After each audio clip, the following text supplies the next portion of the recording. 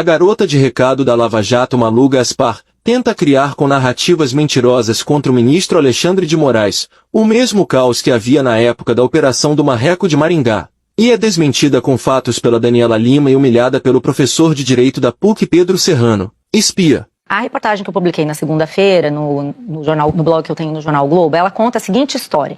E ela foi apurada ao longo de semanas, 3 semanas mais precisamente, conversando com muita gente até chegar em um relato comum feito por 6 pessoas diferentes, uma das quais obteve esse relato do próprio ministro Alexandre de Moraes.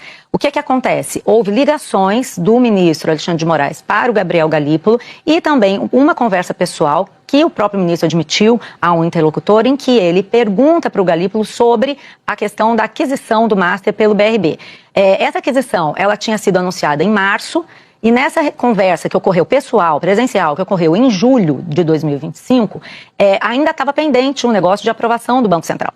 E o que o ministro Alexandre de Moraes queria saber era por quê, como, perguntou sobre isso para o presidente do Banco Central, o Gabriel Galípolo, e disse que gostava do Daniel Vercaro, que o banqueiro era uma pessoa que ele gostava, tinha uma afinidade, e perguntou o que precisava para aprovar essa lei, porque ele achava que o Vercaro era perseguido pelos grandes bancos. Essa era uma narrativa muito comum em Brasília nessa época. Eu cheguei a ouvir do próprio Vercaro isso, que os grandes banqueiros não queriam um novo entrante no mercado, um concorrente, e que por isso, então, ele era muito combatido. O Moraes repete isso, e a resposta do Gabriel Galípolo, segundo o próprio Moraes relatou para interlocutores, e o Galípolo diz isso para o Alexandre de Moraes: olha, não vai dar, porque nós estamos investigando aí fraudes, e o ministro então teria dito: bom, se está acontecendo isso, então realmente não tem como. Essa foi a conversa relatada pelo ministro para um interlocutor. Da forma como estava dado, o tema necessitava de muita cautela, né, para que a gente pudesse tratar do assunto, porque um ministro do Supremo fazer gestão em direção a um banco privado seria algo grave. E aí eu consegui apurar ao longo da noite. Eu procurei fontes relacionadas aos 2 personagens primários, Gabriel Galípolo, presidente do Banco Central, e Alexandre de Moraes, ministro do Supremo Tribunal Federal. O que as fontes me disseram: sim, as reuniões aconteceram, mas elas foram centradas no caso Magnitsky. A reunião pessoal mencionada na reportagem da Malu Gaspar, que trouxe esse caso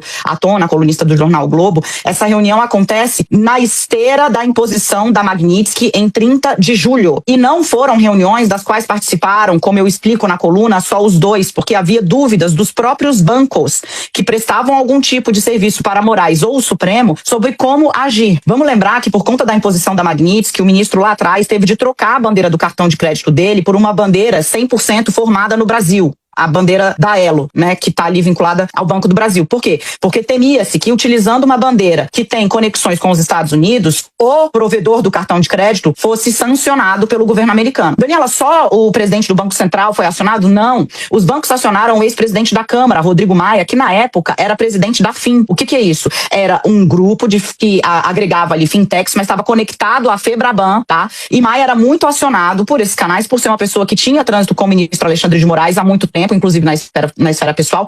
E aí, o que a gente faz? Como é que a gente faz? Como a gente organiza isso? Então, foram feitas conversas. Sim, o Banco Master foi citado. E aí eu vou trazer exatamente o registro que a fonte vinculada ali a ambos os personagens me fez. Daniela, eu acompanhei, me disse a fonte, uma visita do Marcelo Rubens Paiva ao Banco Central. E quando o Marcelo Rubens Paiva foi ao Banco Central, ele se vira para o Gabriel Galípolo e fala: e o Master? Ou seja, todo mundo estava falando sobre esse assunto. E aí a fonte me diz, né? Foi citado de uma maneira que, obviamente, não era o tema central da reunião, e aí trago o relato que a fonte me faz de como teria sido descrito aí pelas pessoas que conversaram com o Gabriel Galípolo a insinuação de que o ministro teria feito uma gestão.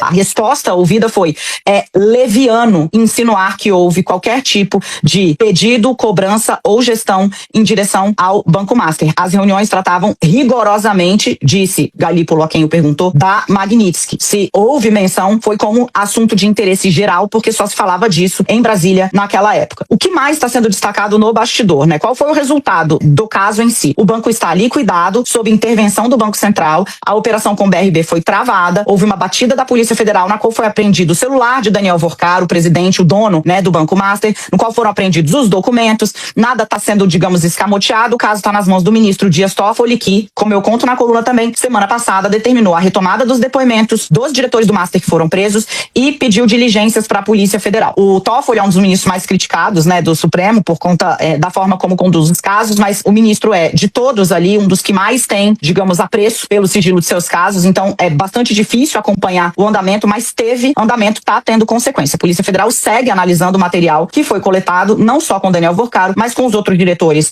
do Master e também no Banco Regional de Brasília, o BRB. Por óbvio, Fabiola, o constrangimento foi tal que o ministro Alexandre de Moraes exarou essa nota hoje, no meio da manhã, portanto, depois que a gente já tinha trazido esse contexto da Magnitsky aqui no UOL, como você disse, manchete, e o ministro fala pouquíssimo, né, viu o tamanho do problema que estava se criando e decidiu exarar uma nota oficial por meio do Supremo Tribunal Federal, coisa que ele faz muito raramente, mas daí se vê, né, o tamanho que a confusão foi ganhando por conta do cenário pano de fundo que é a Viviane de Moraes, doutora Viviane de Moraes, hoje titular do escritório da família, teve um contrato com o Banco Master, cujo valor eu não consegui confirmar, mas a própria Malu Gaspar, em uma segunda reportagem, cita um valor de mais de 3 milhões por mês. Se esse contrato está vigente, a informação que eu tenho é que não mais, e que, por óbvio, como o banco foi liquidado, né, não há mais ali como pagar os serviços do escritório, né? Nós já tivemos experiências recentes no sistema de justiça brasileiro, na Lava Jato, por exemplo, em que se adotou esse tipo de assodamento e se demonstrou depois uma tragédia para o sistema. Quer dizer, nós temos que ir com muita cautela. Quer dizer,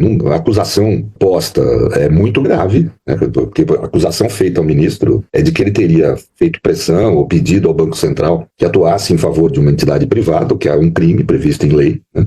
O que é muito grave essa acusação. Então tem que ser muita cautela. Pelo que descreveu a Daniela, não há crime. Você está numa reunião e comentar os temas que são tratados na mídia, no cotidiano, é um papo de café, não é? Quer dizer, o presidente do Bacen torna claro que não houve pedido, não houve pressão, não houve nada. Quer dizer, ou seja, o que está posto é uma conversa, preâmbulo, uma reunião marcada para tratar sobre a aplicação da Lei Magnitsky, que tem todo o sentido existir entre Bacen e Supremo Tribunal Federal esse diálogo. O Supremo estava sendo atacado pelo Estado mais poderoso do planeta, né? Não é brincadeira, e é evidente que, como implica num ataque da posição financeira dos ministros, eles têm direito a dialogar isso com os bancos e com o Bacen. Acho absolutamente razoável esse tipo de tema ser tratado.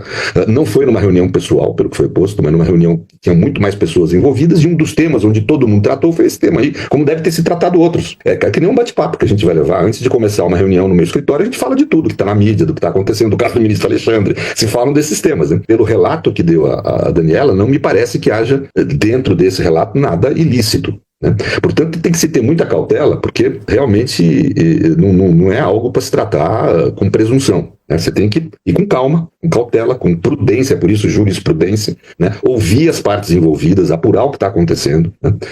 E só deve o procurador-geral investigar se tiver o mínimo de materialidade. O que foi aqui relatado não há materialidade nenhuma.